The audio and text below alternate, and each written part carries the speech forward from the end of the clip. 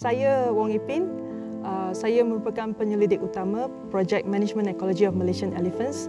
Pasukan saya menjalankan kerjasama bersama dengan pihak penelitian untuk menjalankan kajian berdasarkan bukti untuk menyokong usaha pemeliharaan gajah di Malaysia. Sebenarnya adalah amat sukar untuk kita membuat kajian terhadap gajah di dalam hutan tropika Malaysia. Kita sebenarnya perlu bergantung kepada teknologi seperti GPS collar yang membantu kita memantau pergerakan gajah dan juga camera trap untuk kita melihat kelakuan gajah secara semula jadi untuk kita memahami gajah tersebut. Gajah merupakan mamalia yang terbesar di daratan ya. Jadi apabila dia bergerak di dalam hutan, dia membuka jalan untuk binatang lain yang untuk lalu. Apabila dia mengorek tanah untuk mendapatkan mineral, dia membuka sira ya jenut untuk hidupan lain juga.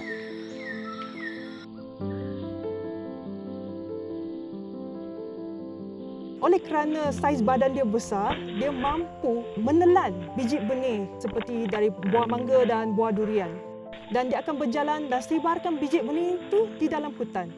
Apabila dia berak, keluar biji benih dia masih hidup dan boleh bercambang menjadi pokok. Dan apabila pokok itu membesar, dia memberikan buah kepada hidupan liar lain di dalam hutan. Sama seperti negara-negara lain yang mempunyai gajah Asia di Malaysia menghadapi ancaman daripada pengurangan habitat semula jadi, fragmentasi habitat, pemburuan haram dan konflik manusia dan gajah. Di mana ada kawasan, ada gajah dan manusia, 2/3 mengalami konflik hidupan liar. Konflik manusia dan gajah berlaku apabila gajah memasuki ladang untuk memakan tanaman-tanaman ataupun apabila habitatnya fragmentasi, mempunyai pembangunan dan menyebabkan gajah itu tidak boleh lalu dari satu kawasan hutan ke kawasan hutan yang lain.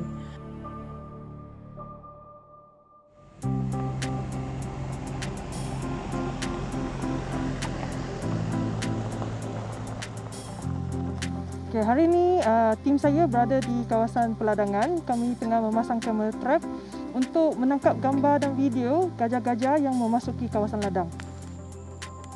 Sebenarnya kamera trap ini amat berguna untuk membantu pihak pengkaji untuk mendapatkan maklumat tambahan mengenai kelakuan haiwan dengan social group dia, berapa ekor yang dewasa, berapa ekor yang juvenile dan berapa ekor baby. Kami juga menggunakan kamera trap ini untuk mengkaji pergerakan gajah keluar masuk daripada ladang ke hutan. Kita berada di kawasan ladang dan kami tengah menjejak kesan gajah. Gajah ini telah di-collar dengan GPS collar yang memberi lokasi di mana gajah itu berada. Berdasarkan lokasi GPS itu, kita ke tempat di mana terdekat dengan gajah dan kita akan track guna VHF antena. VHF antena itu akan memberi bunyi beep jika gajah itu berdekatan. Apabila kita track gajah di lapangan, kita boleh mengetahui sama ada gajah itu seekor ataupun di dalam kumpulan. Kita juga dapat mengetahui bagaimana ia menggunakan kawasan habitat tersebut. Melalui kajian MIM, kita mendapati jalan raya sebenarnya boleh menghalang pergerakan gajah untuk bergerak daripada satu kawasan hutan ke kawasan hutan yang lain.